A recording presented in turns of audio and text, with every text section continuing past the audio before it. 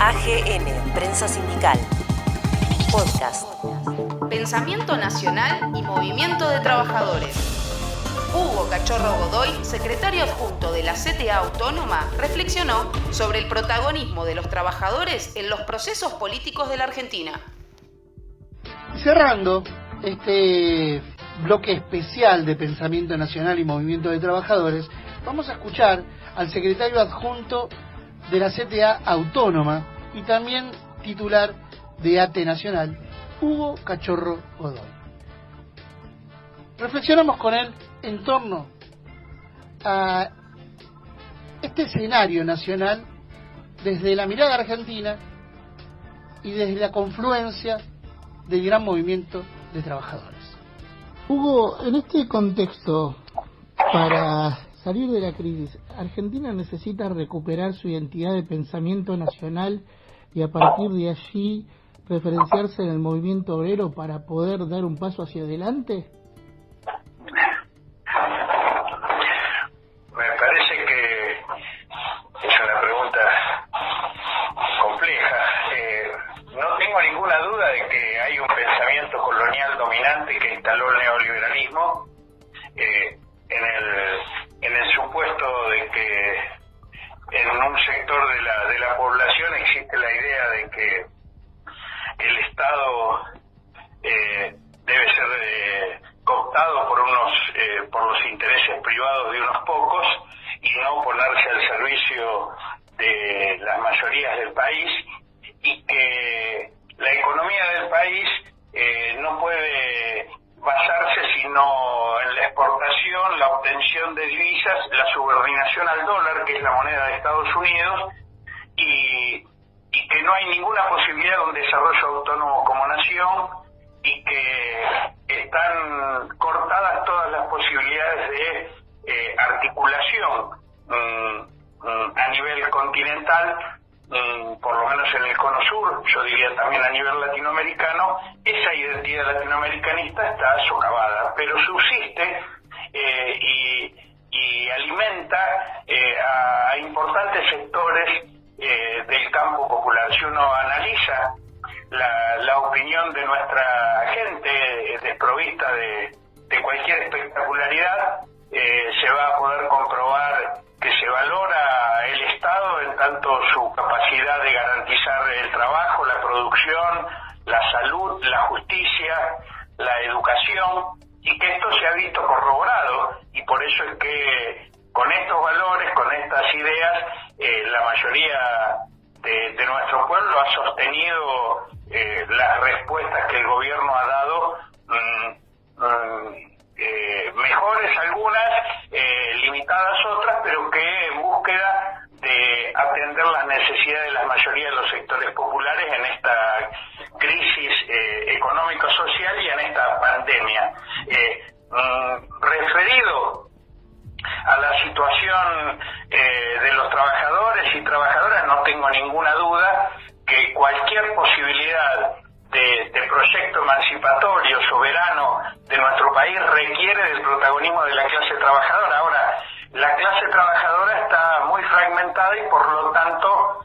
cuando hablamos de clase trabajadora, no nos referimos solamente a los sectores que están incluidos con empleo reconocido, sino también a millones de trabajadoras y trabajadores que están desocupados, subocupados, que son cooperativistas, que se inventan el trabajo, que son pequeños y medianos campesinos, que producen su propio alimento para sostenerse y subsistir. O sea, hay así como en la economía hay un sector muy concentrado ligado a la exportación, hay un sector muy vasto de pequeñas y medianas empresas ligadas al mercado interno, y así también la clase trabajadora tiene diversos movimientos, organizaciones, pero hay valores comunes que no tengo ninguna duda, sí, deben ser tenidos en cuenta como pilares fundamentales de un proceso de cambio y emancipador en la Argentina. La solidaridad, el trabajo, lo comunitario, son valores que se contraponen a la competencia irracional,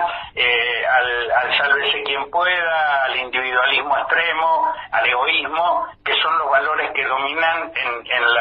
en la lógica capitalista y neoliberal. Da la impresión, de más allá de las políticas que ha tratado de implementar el gobierno para paliar esta crisis, que cuesta dar el paso hacia reformas estructurales. Se puede entender la complejidad del momento, pero también da la impresión de que cierto sector del campo nacional se deja de seducir rápidamente por políticas keynesianas en términos económicos. ¿Crees que se puede avanzar desde ese lado o que hay que ir restaurando políticas nacionales que nos lleven definitivamente a la emancipación? Es que el keynesianismo o neodesarrollismo se demostró que no alcanza. En los 15 años que esas formas de intervención política fueron hegemónicas en los gobiernos de Latinoamérica, cuando se abrió un periodo de gobiernos llamados progresistas, evidentemente eso no alcanzó, y por eso que en gran parte de ellos fueron derrotados, e incluso hasta electoralmente, otros a través de golpes de Estado, y el proceso que está son más firmes son aquellos que han planteado reformas constitucionales, como en el caso de Bolivia, como en el caso de Ecuador, que además de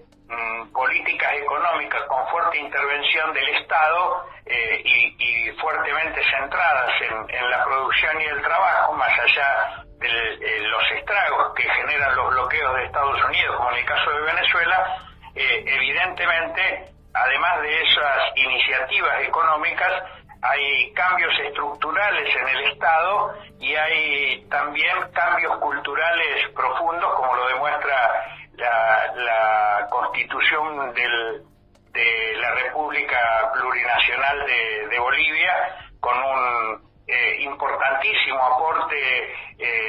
social y cultural de los pueblos originarios. Así que no tengo ninguna duda de que no alcanza con las recetas keynesianas o neo-keynesianas, y que hay un sector del campo popular que, peor aún, más que keynesianismo o neo-keynesianismo, cree que la salida está en la vía exportadora, que lo que va a salvar el país es la obtención de divisas a través de las exportaciones, como lo demuestra varios sectores gubernamentales que están atraídos por el complejo agroindustrial de las transnacionales de la soja y de el aceite de soja, pero que en realidad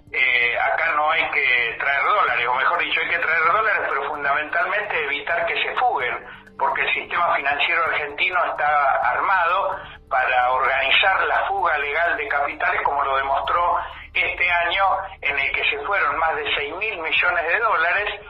aún con los mecanismos de control que había instaurado en sus últimas horas el gobierno de Macri, que había fortalecido el gobierno, y que, bueno, que el sistema financiero posibilitó a través de supuestos pagos de préstamos de las empresas radicadas en la Argentina a sus empresas matrices en el exterior. En realidad era transferencia y fuga de capitales. El problema acá en la Argentina es fortalecer el mercado interno y constituir un mecanismo que evite la fuga de capitales e invierta los recursos que se generan para la soberanía, el trabajo y la producción y la distribución equitativa de la riqueza. Para finalizar, Hugo, hablabas de la fragmentación de la clase trabajadora. Para poder de alguna manera homogeneizar esa fragmentación y gestar de cierto modo la unidad de la clase trabajadora, ¿se necesita conformar un movimiento de trabajadores? Bueno, de hecho eso ese proceso se está dando. Si en el 90 no hubiera nacido la CTA, la Central de Trabajadores de la Argentina, no hubiera habido capacidad de organización en los barrios para contener toda la extraordinaria movilización y participación de los trabajadores desocupados, subocupados. Si en los 4 años de lucha contra el macrismo no hubieran estado las centrales sindicales y los movimientos sociales en primera línea de la lucha contra el gobierno de Macri, a excepción de algunos dirigentes que estaban en la CGT, que fueron en cierta medida cómplices o colaboracionistas de esas políticas, si no se hubiera derrotado antes en las calles, como lo posibilitó esta lucha de los trabajadores, del movimiento feminista, de los movimientos sociales, no se hubiera podido derrotar en las urnas a Macri. No tengo ninguna duda de que cualquier intento, posibilidad de transformación requerirá de su participación organizada, pero la unidad de la clase trabajadora no es una acumulación de sellos o amontonamiento de dirigentes. Requiere abrir las puertas del Estado a la participación orgánica de los distintos sectores de la clase trabajadora, democratizando el Estado y generando y alentando formas de libertad y democracia sindical que hoy están restringidas por el modelo legal que ha consolidado el neoliberalismo en la Argentina, que limita la organización de los trabajadores. Es más fácil en la Argentina ser candidato a presidente que ser delegado en una empresa matriz, porque si lo intentas te echan y no hay nadie que te defienda. Entonces hay que organizar un nuevo modelo sindical democrático y solidario. Hugo, te agradecemos estas palabras para reflexionar aquí en Palabra Sindical. Vamos a seguir atentamente lo que vaya pasando también con los trabajadores estatales y como siempre, reiteramos, es un gusto poder charlar con vos. Te mandamos un abrazo. Igualmente para mí, un abrazo grande para ustedes y un saludo a toda la audiencia. Gracias. AGN, Prensa Sindical, Podcast.